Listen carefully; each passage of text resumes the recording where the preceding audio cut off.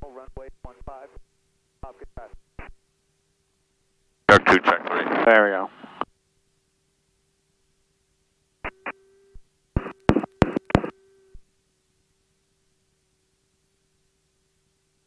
Taxiing with the doors open. Yeah, we don't have those nice big windows like a Cessna does. That's the only downside to a Piper is the inside of that thing gets so hot. Yes. So once at least you get the scoop over here, you can open up and get a little bit of air on you, but for the most part, you roast.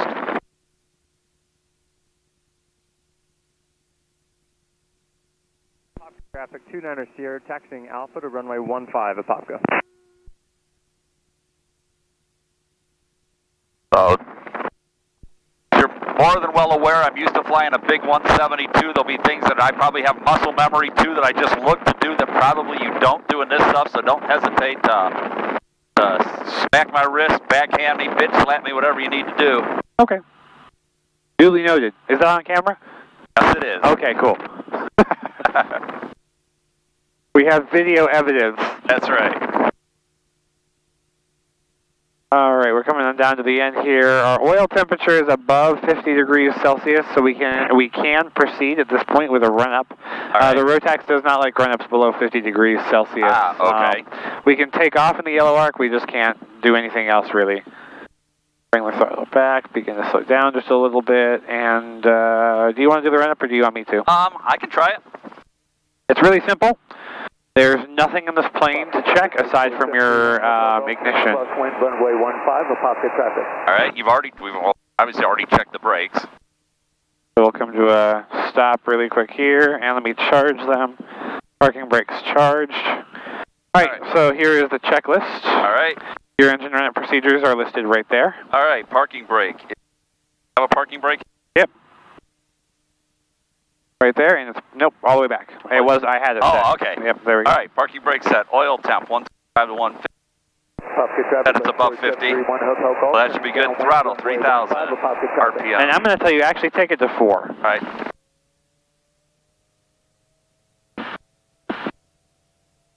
$4,000 RPM, looks good. Ignition. Right, good. Left, good. So do it one more time for me. You want to give it a little bit longer. You want to give it like at least a second and a half to drop and stabilize. All right. I'll tell you why in a second. That's good. All right. Left. That's good. All right. No carb heat to worry about. All right. Throttle back to idle. So the Rotax does not have magnetos. All right. What you checked just now is something known as capacitive discharge ignition, or CDIs. All right. They're micro-controlled capacitor banks. Really? So because of that, I always like to give them a few more seconds because we're not going to feel fouling out of them like you would out of a mag, right? All right. Instead, what you could feel is either the capacitor is failing or more likely mistiming of the actual box. All right. And so I always like to give it a couple of seconds just to check for that because it won't be quite as apparent, if that makes sense. All right, so this is more of an electronic ignition versus a... Correct, yep, all solid state. All right, well, let's see. Flight controls. Up, down, up. I can see my reflection back there. Easy on the rudders. We don't want to press the rudders. We don't want to move the nose wheel on the ground unless we're moving forward. All right. So we don't have any spring in between them, so you're twisting the nose on the ground. Oh, all right. Yeah. All right. And let's see. So that's good. Correct. Trim up and down. What are these? They're empty buttons. All right. Cool. With that, we've got an engine run-up, pre-start complete. All right, go ahead and flip to the next page for me. Failure brief. Throttle idle. If we got more enough room to land, we're going to throttle off. Yep. Down. After rotation, again, land on any remaining runway, full brakes. Yep. I'm sure you're aware of any potential landing spots after takeoff that we could go to should something go wrong. In the event of any engine failure during today's flight, I will have the aircraft. You will have the aircraft immediately. Thank you. There. Yeah. All right. Before takeoff, seatbelts. Secure. On. Transponder. Which is Top left corner. top left corner. Apopka traffic, Touch it, and then altimeter. Runway 15, Apopka traffic. ALT, and then enter. Okay. Yeah, lights as needed. We're going to turn the landing light on. Okay. On, trim set for takeoff. It's on the longer of the two bars, so you're all set. Cool. See flaps? Do you need flaps for takeoff? We're not going to use them today. It's hot enough. We're just going to avoid them. All right, let's get the door shut. Latch. I think there's a latch and a lock up here. Locked. All right, engine gauges. Everything looks good. Okay. Yep. Oh, we'll get. All right, your aircraft. My aircraft. Your parking brakes on. Apopka traffic, light support 731 Hotel Golf. How you tell me? Crosswind runway 15, Apopka traffic.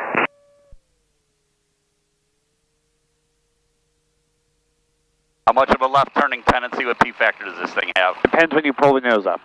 All right. The lower the airspeed when you bring the nose up and rotate, the more you're going to feel initially. The big trick here is don't press the rudder or apply pressure until it matches, right? You don't want to overcorrect. Okay. Don't see anybody on approach. Doing radio or me doing radio? I can call it. All right, go ahead. Apopka traffic, November 615, Tango Alpha is a white highway light support taking runway 15, southbound Apopka. Apopka traffic, light support 731 Hotel Golf, turning cross downwind, runway 15, Apopka traffic. Still nobody on approach. Clear base and final, clear base and final. Really sunny. Yeah. Welcome to Florida. Oh, look. Look at those clouds. All right. Your aircraft? All right. Can you take off from this side? Or you got to wait till you get up to the... No, you can go. Right. You can always take off on the displaced threshold or taxi on the displaced threshold. You cannot land on a displaced threshold. All right. Full power coming in. Wow, this thing accelerates good. Nose up. Full power. Good job on that rudder use. A little bit more, a little bit more, a little bit more. Oop, push the nose, get your airspeed up. We're looking there for 68. Rotate at 40, climb out of 68. All right. A little bit more right rudder. A little bit more.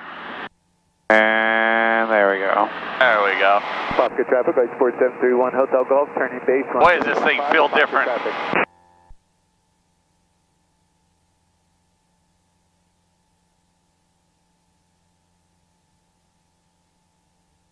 Winter air traffic got blue wind, Bonanza 9 Lima Alpha, about 4 miles an hour north of the field. She seems really loud today for some reason. 245 for maybe I just haven't flown her in a while. Traffic 29 Sierra, taking off runway 15, Apopka. Alright, turn me out to the west for a second. We're going to climb up above the clouds westbound. Alright. I don't think we ever determined what our mission was. Not really. Any time not spent on the ground is quality time. I strongly agree. Apopka traffic, light support 731 Hotel Golf, turning base, turning final runway 15, Apopka traffic. Alright, climbing up at 70. That's fine. With the traffic 398 Hotel, turning runway. Climb me above the clouds out here and, well, what do you want to do? Basically, I just want to fly. If you know any cool places to look at, I can take some pictures. I'll give you control once you get some decent places. I just want to fly. The only real place I can think of off the top of my head is Disney. All right, well, we can certainly do that. I know you've done it before. I don't want to... That's quite okay. I got a much better camera this time. Okay, cool. Lake Apopka traffic, good morning, November 615, Tango Alpha is a white highwing light support, now climbing 1.2 for 3.5 on the northeast shore of Lake Apopka, turning southbound Lake Apopka traffic. All right, 3.5. We'll climb up there, that'll get us above the TFR. I'm sure you're aware of Disney's, yeah. Pull that over, we can see traffic, we have another aircraft out there somewhere off to the right. I love that. What, 100 feet? 100 feet above us, so about 2 miles off to the east. The only thing you have to remember, go ahead and turn me southbound. The only thing you have to remember on that particular setup is that ADSB, well, TSB, Traffic Information Service. TSB is a delayed response along with it. Basically any ground-based ADSB information is always going to have a slight delay to it. So you always want to use caution. When looking at that. Remember that what you're seeing occurred probably 10 to 15 seconds before, so that airplane could move a lot in that short period of time. No excuse to quit, see, and avoid. And also there are still a number of aircraft out there that believe it or not, don't show up on that. Your Cubs or any non-electrical systemed aircraft that don't have a standard Mode C transponder aren't going to show up on TSB. Right. Now, where's the ball as far as your inclinometer? Yeah. It's right there. All right. Yeah. Nice. Magic Kingdom's right off of our nose right now. I can see the Contemporary and Space Mountain peeking through. All right. Oof, if you look off to the west, you can already see some towering cumulonimbus. Oh, yeah. Doesn't take long. Starting early today, are they? Yep. Wow. I'm going to guess that anywhere here in Central Florida, potential water landing is not recommended. A potential water landing is never recommended in a fixed-gear aircraft. Right. Aim for land if possible. But if you were going to water land somewhere, I would prefer it not be Lake Apopka. It's not only is it the third largest lake in the state of Florida, it's also one of the most polluted lakes in the U.S. So we might be able to swim to shore, but we're going to climb out with gills and webbed feet. Not necessarily a good thing. Right. Not to mention, of course, because it's so polluted, there's very little boat traffic on it. Because of that, there's a ton of gators. Where's the pollution coming from? Well, it doesn't really come from anywhere anymore. The long and the short of it is, Apopka suffered two kind of blows. The first one being pre-Disney Universal Orlando, Lake Apopka was a very prominent bass resort, bass fishing location. You had a ton of bass fishing camps all along the lake of it. All right. So we had a ton of fishing going on inside the lake. But on the North Shore, where all those flooded fields are, they look like marsh when we took off.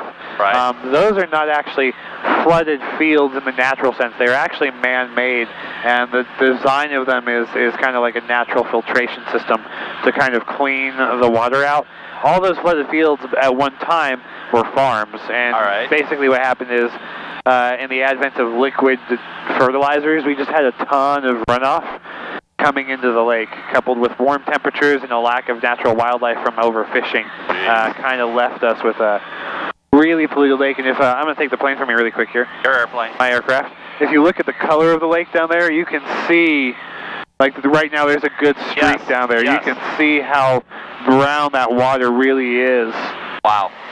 And it's unfortunately not pleasant. No. Just back on our heading. Let me know when you have Magic Kingdom. Well, those clouds are coming out over this way. Let's see. Well, my camera's still rolling there. I want to reach back and grab my other camera. Trying to keep my knee away from that. Nah, you're fine. At Lake Erie, because of the weather, we get algae. And it has the same thing. You just see rivers of algae floating around. That's not good. Yeah.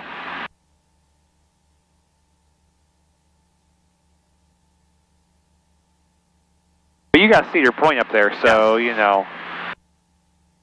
Been there? It's on my to-do list. All right. That's one of those things. I never go there. Went there years ago. Oh, kind of like probably people down here in Disney. Like, why go? I'll go anywhere but the Magic Kingdom. Well, I got to keep my knee off of that. Nah, you're fine. I'll go anywhere but the Magic Kingdom. I honestly will. That's my. If I'm going to do something, I'd rather it be Epcot, Studios, or Animal Kingdom. Of course, Studios right now is kind of pointless. Yeah, it's a half-a-day park. It's half a park. You'll see it when you get up here. When you see it from up here, the amount of construction they're doing on it, it's insane. But I am a little bit of what they call a foamer. Okay, which would be? I see a theme park and I start foaming at the mouth. I like it. Starting to peek through. Yeah, so the Magic Kingdom's coming up right off of our nose, probably about 12 to 11:45 right now. Still a little bit distant from it, but we'll be there in about 3 or 4 minutes. All right.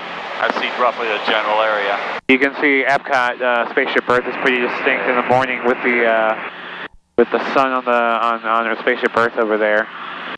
She's due for a really big overhaul. They got a lot of stuff in the works for her. I hope so. Epcot is my favorite park. I just hope they keep it true to the theming of, community of the future of tomorrow, rather than a theme for every ride Disney puts out. Well, it was really easy to do back in the 80s, but since technology advances so rapidly now, it's really hard to make that happen. Even Test Track now, the redo of it, in my opinion, 3 years later, is starting to look a little dated, which I know sounds silly, but that's the way it is. Yep. Massey traffic, white blue Cessna 2 miles. Okay, I see fireworks going off there, and there's Contemporary. A little bit of backstory: we hated those fireworks on the show on Wishes because they are run from a different crew. So there was this little bit of apprehension because Mickey's Royal Friendship Fair, prior to that show, we never had fireworks on the Fantasyland rooftops unless it was Wishes. All right. Mickey's Royal Friendship Fair is the first show to use fireworks from that location, and so it creates a little bit of a headache for us attempting to load our stuff. I'll bet it does. Because we can't be on the rooftops during their shows. How long does it take you to load a show?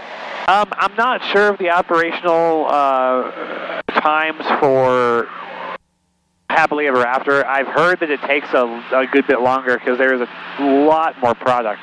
The castle itself has over 100 pieces on it. But Wishes we could load on a good day with a good crew and good weather. We could load Wishes in a matter of 2.5, 3 hours. If we were really pushing it out and just punching things left and right, we'd have it done probably in about 3 hours. Well, that's not bad. The average was more in the neighborhood of 4.5 to 5.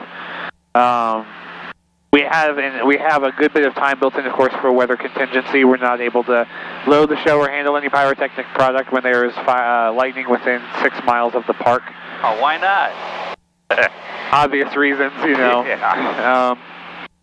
So anytime we get those thunderstorms popping up in the late summer, it creates an operational challenge. And to give you some idea of the size of 6 nautical miles, the TFR for Disney is 3 nautical miles in diameter. So a 6 nautical diameter ring around the park is twice as much as, Right. And you can actually see the TFR right here, that red ring on our map here. That's part of the ADSB service as well, broadcasting out TFRs in graphical context. All right. ADSB is just so awesome. I'm going to look forward to being able to use it. Just when you're buying your Piper, make sure you buy one that's already equipped. I know. Because electronic shops are very quickly getting backlogged. Problem is, that's why so many people are selling them at a reasonable price right now. Yeah. They don't want to go through it. White Blue Cessna, 6.5 miles southeast of Massey at 2,500 over the intercoastal going westbound, slow flight, Massey traffic. I'll show you a couple things you probably didn't see before as we fly through here. You see that big blue water tower down there just north of the park? Yeah. With a little retention pond next to it? Yeah. Look straight south, across the road, and you'll see a small clearing, tiny little clearing in there. That's actually the fireworks, the main firing site for Happily Ever After and Wishes. It's a tiny little, you'll see like a red box in there that's actually a Type 5, Type 4 magazine.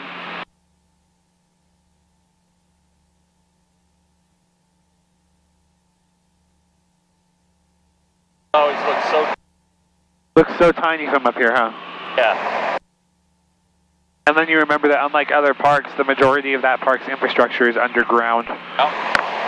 Ashby practice area, Skyhawk 408 Echo Romeo is 4 northwest of Lake Ashby, 3,600 steep turn.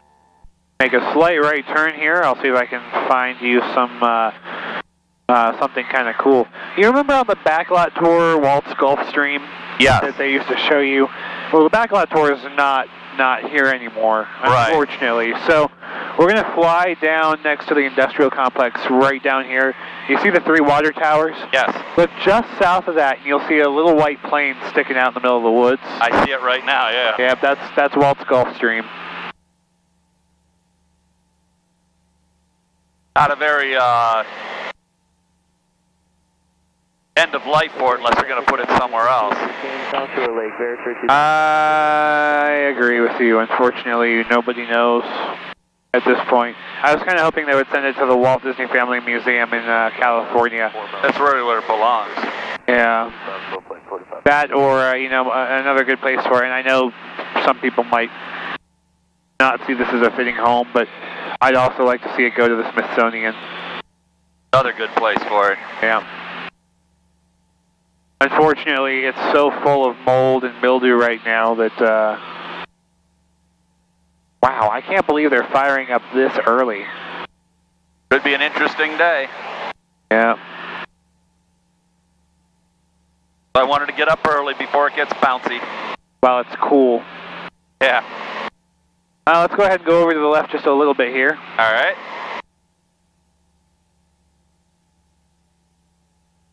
I'll get you in closer to Epcot.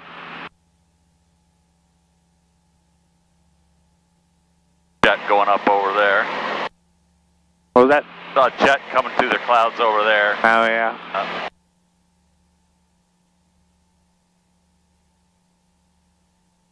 And then you'll be able to really see the amount of work being done on studios over here.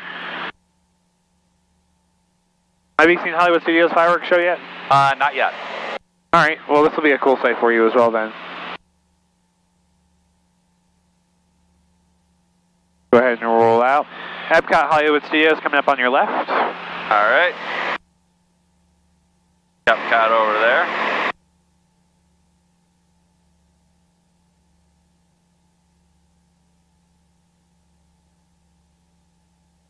And you can really see the mammoth amount of construction going on Wow. at Hollywood Studios, just how much land is being moved.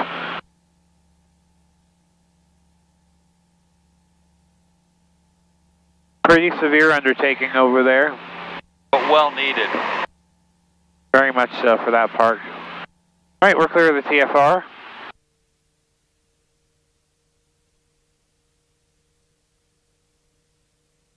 Have you ever seen the town of Celebration? I have heard of it. I have never flown over it. Neat. And actually, traffic, you got a Skyhawk connection 229 and still South Shore Lake. As we descend, we'll go into a right-hand turn around Animal Kingdom over here. You can see the show building for Flight of Passage. Yes. At Avatar Land. Going there next week. Get there early, like park open. Flight of Passage is a very unique show. You have to see Rivers of Light too. I worked on not Rivers of Light, but I worked on The Navi River? no, well, Rivers of Light is their nighttime spectacular. They had a stopgap kind of show that went in there. I saw that last year and it sucked. If you were working on it, because we went there expecting Rivers of Light. No. The show sucked. Yeah. There was nothing about that show that was good. We're going to go into a little bit of a steep turn here to keep us from going into that TFR. All right.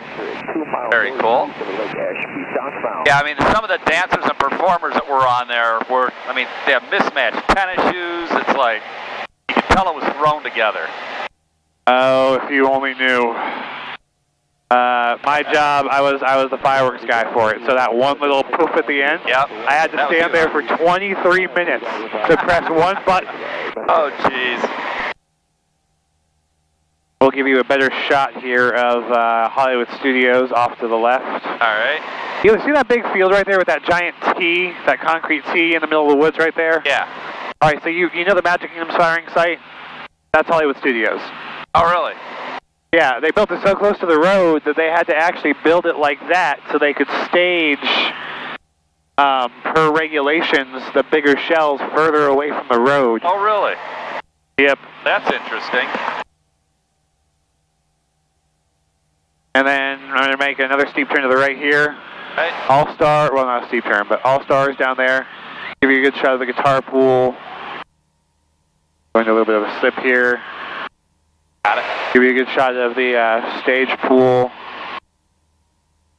Supposed to be built like a Broadway theater. Nice.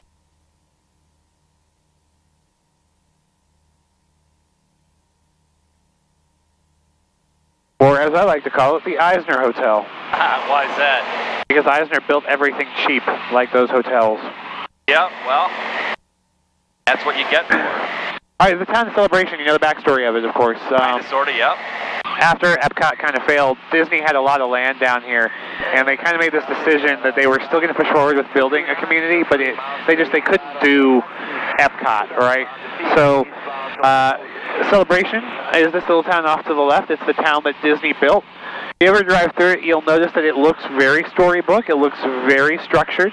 It's a beautiful place to live. My wife and I still want to buy a house there. If only prime real estate really expensive? If only we had $500,000. Well, it's cheap compared to Golden Oak. So this is the apartment complex side. We're looking at one of the largest apartment complexes in this area down here called the Vander Square. It's really big, but it's very nice.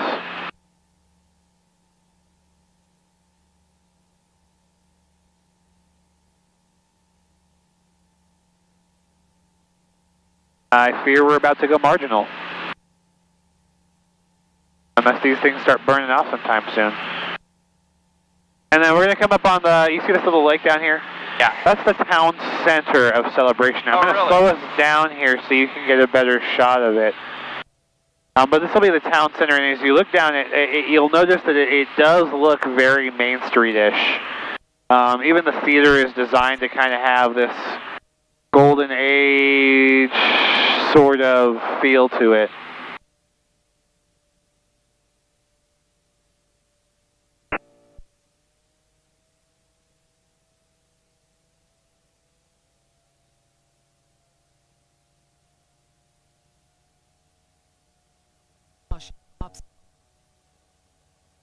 A bit like Bay Lake. So yeah, we're coming right along the main entrance, or the main street of it right there. Brick-lined streets, beautiful movie theater, old 1950s-esque buildings. Nice. Have to go into a right turn here. Right. Just stay clear of the Kissimmee class Delta. Right. Nice how it puts up there, you don't have to have an iPad. Yep. When I booked my reservation for this, Adam said this is a relatively new plane. This is, yeah. I think she's the youngest in the fleet. I think she's a 2015 model. So yeah, not old at all. We'll climb on out of here. All right.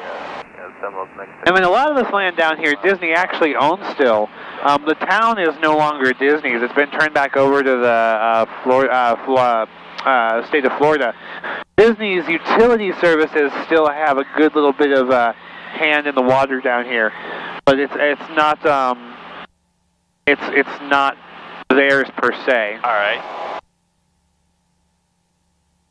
Very nice. Wide World of Sports off to the right. You can see I think it's the pool complex they're building. That's going up over that way right now. One place I've never been over to. Never really had the desire to it. I mean, there's nothing there. I mean, most days it's closed. Like, there's people at the gates to take tickets if you want to go in and walk around. But, I mean, unless you're down here on a youth group or for, like, the Braves training, nothing happens there of real big note.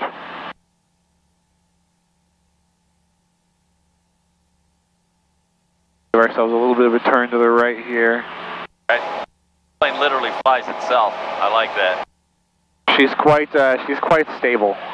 These light sports, one thing you have to get used to with light sports is something called fingertip flying. It's honest to goodness, it's really the truth of it is fingertip flying. Massey Airport, 2,500 feet, heading eastbound, 2,500, Massey. It's a shame it's quite as low as it is. Do you guys visit Seaworld when you come down here? We haven't been there for a long time. 2,200, slow flight, Massey traffic. All right. We have a Seaworld up in our area, and they closed it down up in Aurora. Yep, it used to be a Seaworld. They closed it down. It got turned into a Six Flags, then got sold to Cedar Fair. Diagon Lake Park before that. Yeah, and then Cedar Fair closed down its theme park and made it Diagon Lake Water Park, and then the Wild Water Kingdom. You've done your homework.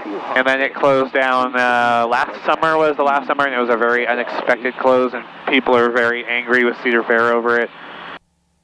Typical, and I fly over it every once in a while. It is just one of those haunted, abandoned places now. It's just ugly. Yeah, what I haven't researched lately is the status of Six Flags New Orleans, if it's still SPNO. I think it is. I told you I'm a foamer. Nice. Then you need to get up to Cedar Point. Well, it's really hard because I've been spoiled by Universal and Disney.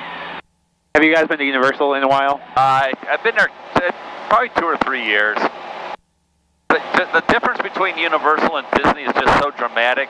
To me, Universal's an amusement park. Disney's a theme park. Have you been there since Diagon Alley opened? No. We were there when Harry Potter first opened, and a couple of times and you couldn't even move. It's worth going back. All right. I will tell you that the change is pretty dramatic, and they have gone pretty much head-to-head with Disney. Yeah, there's solar panels over there. The solar panels, Coronado, right down there. You can see they're doing construction on their new contemporary tower, whatever it is, in Coronado. Yep. Coronado just suffers, honestly, from being out in the middle of nowhere. We'll come a little bit closer to Epcot for you. Get you some better shots of Epcot. All right. 3,500, we're clear. The floor of the restricted airspace is 3,000, of the TFR is 3,000, and the shelf we're going to be flying under is 4,000. So right. You have to be really careful in this area. Thread the needle. Thread the needle.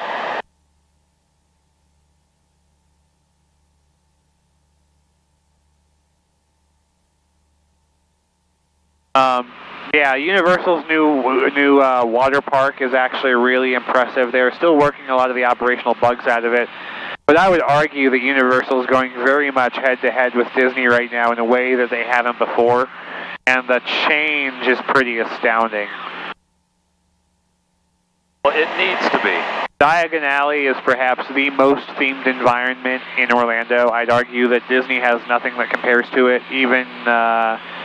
well, I take that back. Now that Pandora's open, it's probably neck and neck. But even outside of that, Diagon Alley is an exceptionally well-themed area.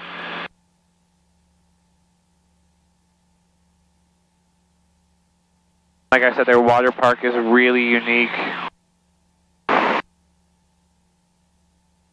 Do something again. It just seemed dirty to me when we were there. The theming I thought was cheap.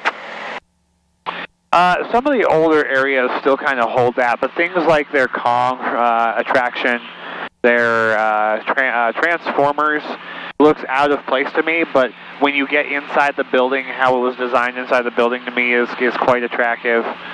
I'm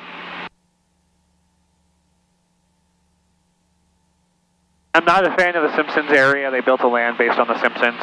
But again, when you go to Diagon Alley and you're looking at the front end of King's Cross Station and the theater and just a beautiful facade of London that they built, and you walk into it and there's these high walls of Diagon Alley, that to me is pretty impressive. The theming inside the Leaky Cauldron restaurant is just fantastic. So yeah, to me it's worth a visit if you haven't been in a while. Bonanza, about 4 miles southwest of the sand pit, 1,500 feet, heading back to Kissimmee practice. Massey traffic, you got a Skyhawk connection at 229, 3 miles southeast of Massey Ranch, heading westbound. I'm sure you've seen Stallport before, right? The long strip right there. Yep. You can see all the construction Disney's doing for their current roadway enhancement projects down here at the entrance to the Magic Kingdom. They're building a bypass for Wilderness And then actually, you know, let's go back, because I haven't seen this yet. Have you been to Epcot? We were there yet. You wouldn't have gone through International Gateway, but you've heard the rumors about their new Skyway system, right? I'm losing you on the mic. Move your mic. There you go. There we go. Yeah, the gondolas? Yeah. I haven't seen it, but International Gateway is right there, and supposedly the construction walls are up and the construction is beginning for the old tram stop that would have taken you. They had a tram stop there way back in the 90s that would have taken you to the Swan and Dolphin. And I guess... Not seeing anything that looks like new construction. I see the walls up. You follow the inlet in the water to the boat dock for the friendship boats, and then look to the left, you'll see the walls are up. All right. And it looks like there's a couple of vehicles in there, but I don't see anything of major note. That's rumored to be one of the stations for the gondolas. It's going to be cool when they get it done, as long as it can hold the capacity. 5 to the southeast of Ashby, 2004. Well, with the enhanced construction going on to... With the enhanced construction going on over at the Caribbean Beach, you know, they're in need of Disney really needs to improve their transportation infrastructure. Yeah. And as my very first job was a college program in monorails. I drove monorails back in 2011, and as somebody who has personally driven them, they were stupid, beyond stupid, for not taking Siemens' deal. We'll build you new trains, just let us have our name on them. Right. Instead, Disney's recently spent millions upon millions of dollars automating the current fleet, and I'm sure you heard what happened a couple weeks ago with Monorail Blue. No, I actually did. A big chunk of it. It's called a carbon shoe. It's one of the pickups on the bus bars. All right. A whole assembly for that and part of a fiberglass panel that holds it to the train fell off and almost hit a guest on the head. Oh, wonderful. Cool. We're going to go over Fort Wilderness here. I can probably almost see my camper. I'm trying to get you there. Bearings. There's the pool. There's the main road.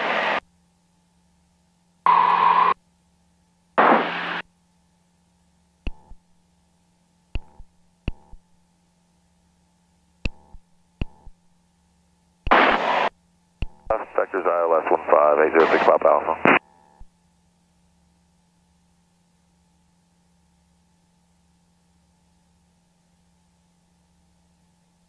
And approach, good morning, November 615 Tango Alpha. November 615 Tango Alpha, Orlando approach. Squawk 0350. 0350 in the box, 615 Tango Alpha, and 615 Tango Alpha is a Type Echo, now 3,500, 1 mile to the west of Lums, looking to see if we can descend into the class of Bravo for a loop around Universal. And what type of aircraft did you say you were? We're Type Echo, Echo Charlie Hotel Oscar, will be a light sport.